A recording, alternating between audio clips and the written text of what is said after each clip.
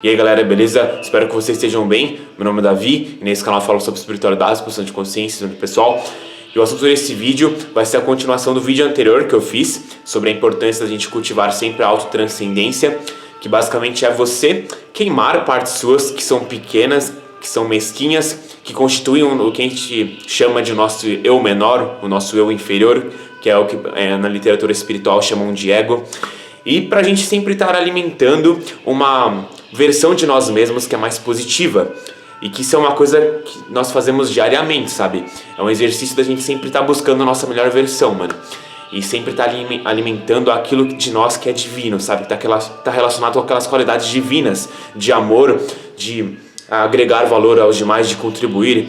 E conforme a gente vai fazendo isso, a gente vai expandindo e se conectando cada vez mais com essa energia criadora. Enfim, se sentindo cada vez mais completo e com uma vida mais abundante, sabe? Porque a gente realmente, quando a gente se transforma, isso acaba se manifestando no nosso mundo exterior. Nesse vídeo em específico, eu quero falar sobre algumas dicas e insights pra gente cultivar pra gente fazer essa mudança na nossa identidade, pra gente cultivar essa autotranscendência, sabe?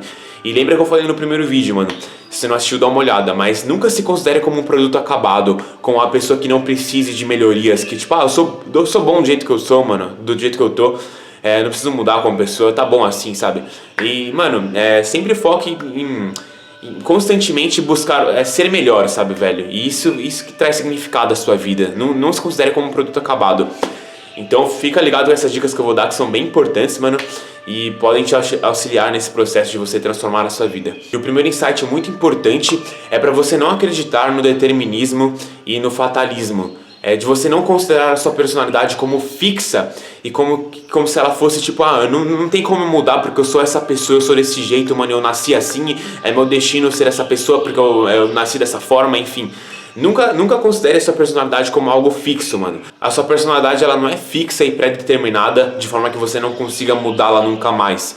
E que você pode ser uma pessoa totalmente diferente de quem você daqui a um ano, por exemplo, sabe? Até menos. Portanto, nunca aceite que o determinismo e o fatalismo se encontram à frente do indivíduo, porque esse tipo de visão faz com que a pessoa fique extremamente passiva em relação à sua vida e tira totalmente a responsabilidade que ela tem de mudar a sua vida, sabe? Sabe esse tipo de visão que fala, mano, você... que a pessoa nasceu de tal forma, que é o destino dela ser assim, que, mano, ela não tem o que a pessoa fazer porque ela nasceu pobre, porque ela foi exposta às condições ruins na infância. Se a pessoa ela compra essa visão, ela fica numa postura passiva durante a sua vida inteira, e ela não assume a responsabilidade, e ela não percebe que é a partir da responsabilidade, mano, de ela escolher uma resposta para aquela situação que ela vivenciou, que ela tem a possibilidade de realizar outras escolhas na vida dela que podem a direcionar para um outro caminho. Se ela se ela compra esse tipo de visão que encoraja a passividade, ela nunca vai conseguir mudar, mano. Ela vai ficar nessa postura meio que resignada e passiva durante a sua vida inteira, sabe, sendo uma vítima. Então nunca compre esse tipo de ideia. A maioria das pessoas subestima o seu poder de mudança. Elas acreditam que o padrão de ontem precisa ser o padrão de amanhã. E as pessoas não têm consciência que, se forem responsáveis por suas vidas, podem crescer e mudar suas vidas na direção que quiserem. Tem essa frase do Viktor Frankl que eu recomendo muito a leitura. Inclusive eu já fiz um vídeo dele aqui no canal, do livro Em Busca do Sentido, um psicólogo no campo de concentração. Sensacional, mano, ele fala muito sobre esse aspecto da responsabilidade, sobre a autodeterminação do ser humano. E ele fala, né, que você não é o produto das suas circunstâncias, você é produto das suas decisões. Porque justamente você é um ser responsável, velho. Não são as circunstâncias que te definem. São as suas escolhas que você... as respostas, as escolhas que você dá frente a essas circunstâncias, frente aos estímulos que chegam a você, sabe? Também aqui separei um trecho desse livro do Em Busca do Sentido, do Viktor Frankl, porque eu quero ler o que ele fala a respeito do determinismo, fatalismo e sobre esse aspecto de autodeterminação do ser humano, pra você pegar a visão, mano. Então ele fala...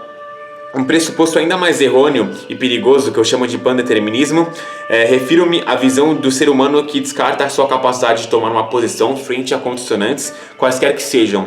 O ser humano não é completamente condicionado e determinado. Ele mesmo determina se cede aos condicionantes ou se lhes resiste. Isto é, o ser humano é autodeterminante, em última análise. Ele não simplesmente existe, mas sempre decide qual será a sua existência, o que se tornará no momento seguinte. O ser humano não é uma coisa entre outras coisas que se determinam mutuamente, mas o ser humano, em última análise, se determina a si mesmo. Aquilo que ele se torna dentro dos limites dos seus dons e do meio ambiente, é ele que faz de si mesmo. Então esse primeiro ponto é uma coisa muito importante de entender, porque senão nós temos o perigo de cair nessa postura passiva perante a vida, de achar que nós somos totalmente determinados pelas nossas circunstâncias, pela nossa situação de vida, pelo nosso passado, e nós não percebemos que nós somos seres responsáveis e capazes de realizar escolhas, velho. E que nós podemos direcionar para outros, para um destino, um trajeto bem melhor do que nós nos encontramos atualmente, realizando melhores escolhas. Entendendo isso, a segunda dica que eu quero dar aqui sobre como nós podemos mudar de identidade e nos migrarmos para um outro eu, um eu superior, é para você começar a desafiar a sua identidade atual.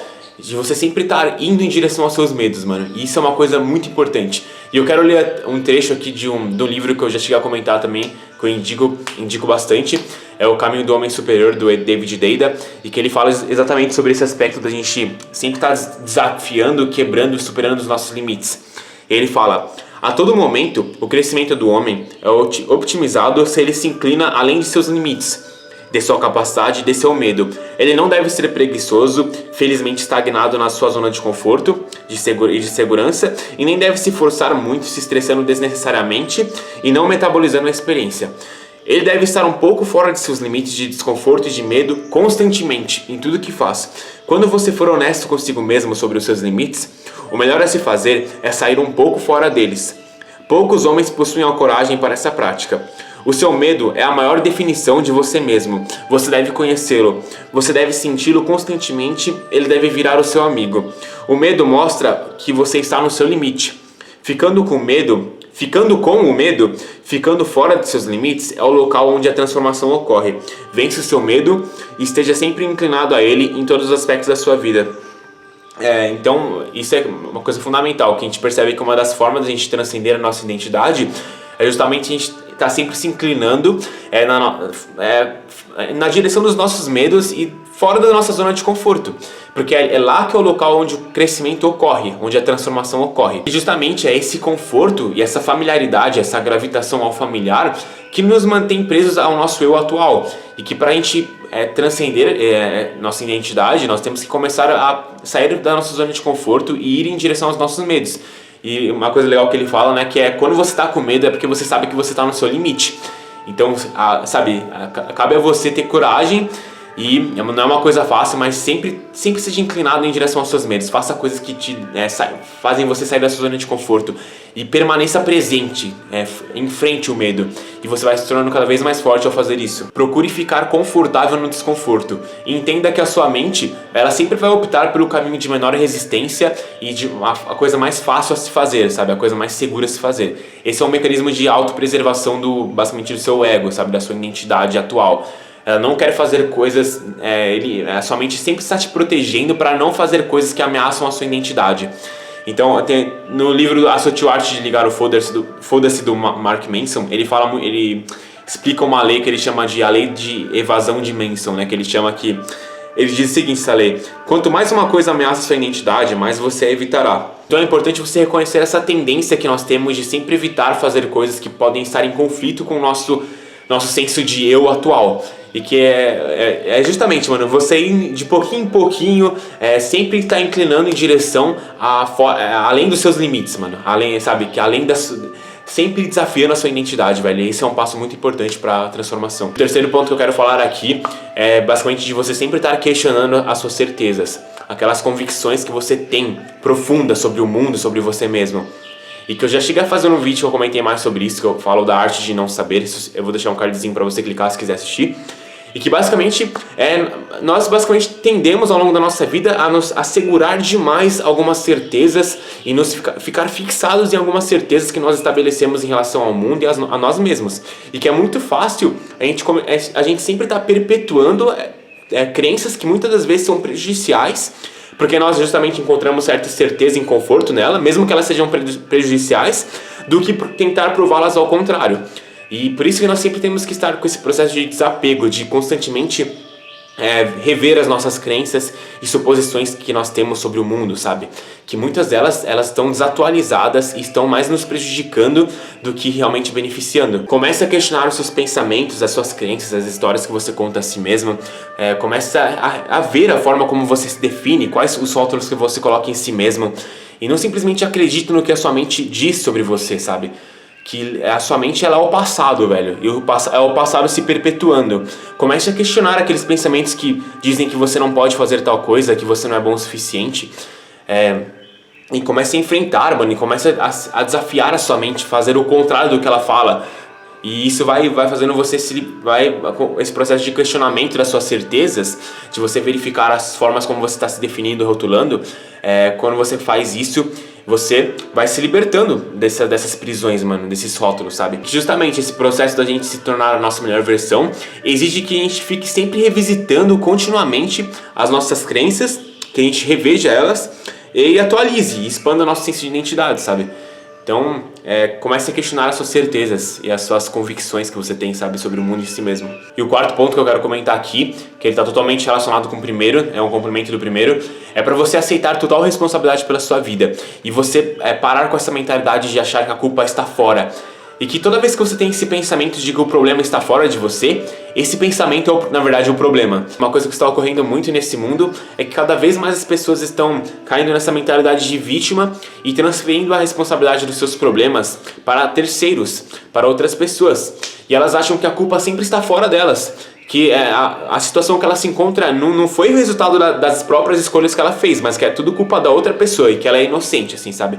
Isso é um tipo de mentalidade que é muito prejudicial, mano, e faz você ficar muito infeliz e amargo, com rancor, ressentimentos, ódio na sua vida. Uma coisa fundamental de entender é que existe uma grande diferença entre culpar alguém pela sua situação e esse alguém ser realmente responsável por aquilo. Ninguém além de você é responsável pela sua situação. Muita gente pode ser culpada pela sua infelicidade, mas ninguém além de você é responsável por ela.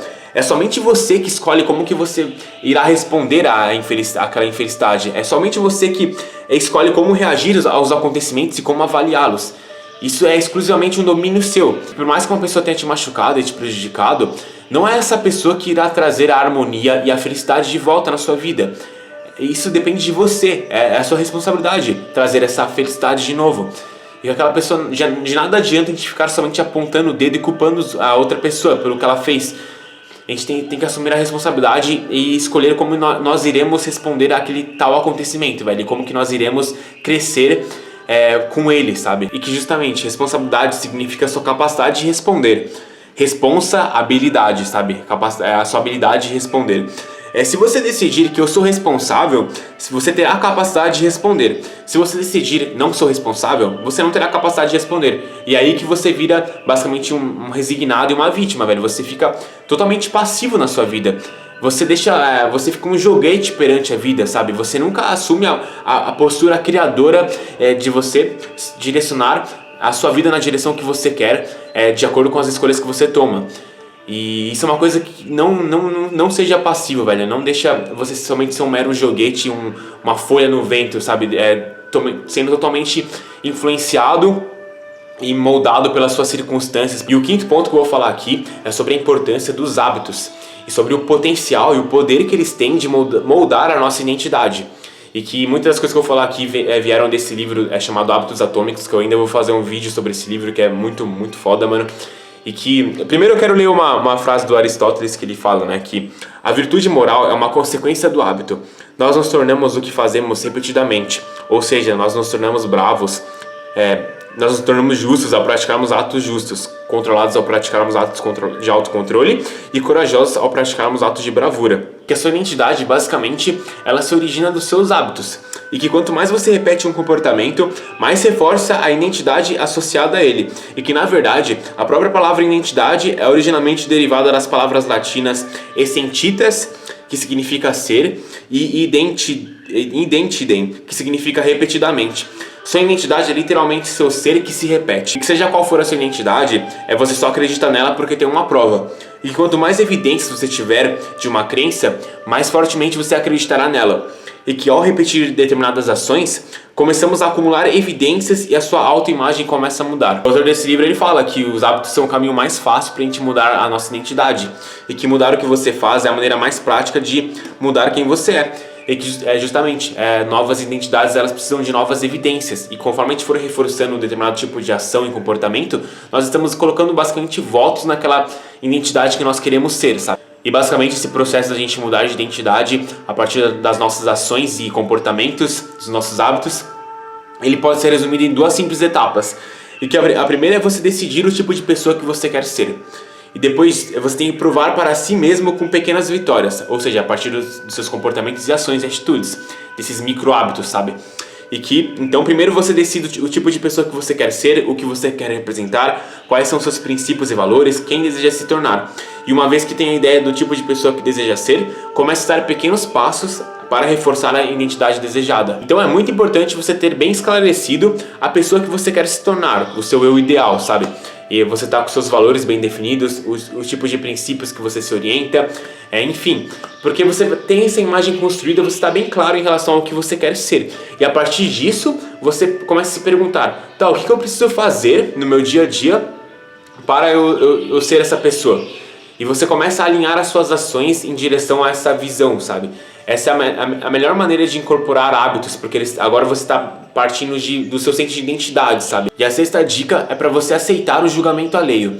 E que se você quiser melhorar e se aperfeiçoar como pessoa, você precisa estar disposto a passar vergonha, a ser julgado pelos outros e ser visto mal pelos outros, sabe? E que não é possível você melhorar como pessoa se você está constantemente preocupado e se deixando influenciar pelo que as pessoas pensam de você. E que se você quiser vencer, você precisa estar disposto a ser julgado pelos outros.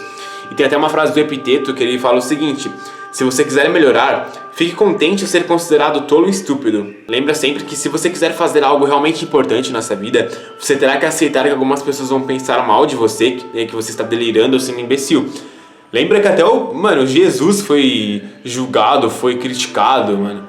E a gente não pode ter medo disso, sabe? E uma outra dica muito importante é para você fazer algo novo, uma coisa que você nunca fez. Faça algo diferente. E que muitas pessoas, às vezes elas ficam travadas porque elas não sabem o que fazer, sabe? Para mudar de vida. E justamente esse conselho é uma coisa, é simples, mas é eficaz, velho. Faça alguma coisa diferente, tente coisas novas.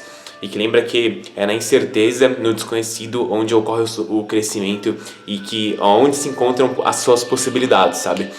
E que tem até um episódio de uma série que chama Seinfeld, que o protagonista ele tem um episódio que ele começa a fazer o oposto do que ele fazia no seu dia a dia. E justamente fazendo o oposto, ele conseguiu uma nova namorada, um novo emprego, enfim. E com isso a gente vê o poder, sabe, de a gente fazer coisas diferentes na nossa vida, velho. Então faça coisas que normalmente você não faz, sacuda a sua rotina diária, ousa se arriscar, né? Escolha uma rota diferente para o trabalho, escolha almoçar em um lugar que você nunca almoçou, visitar um lugar que você nunca foi, puxar conversa com uma pessoa que você nunca conversou, sabe? Que é justamente na incerteza é onde o novo acontece. E todos os seus sucessos, as experiências, todas as coisas que você sempre sonhou estão esperando você na incerteza. É justamente na incerteza que se encontram tudo o que você quer, velho. Porque o que você conhece é o seu familiar, o que você já sabe, é o que te levou até a situação que você se encontra. E que todo progresso e possibilidades se encontram na incerteza, no desconhecido. A última dica, mais ou menos importante, é para você focar em pequenas mudanças. Em você sempre estar procurando ser melhor 1% a cada dia. E que pequenas mudanças e sem importância, a princípio, terão resultados notáveis se você estiver disposto a persistir nelas por anos.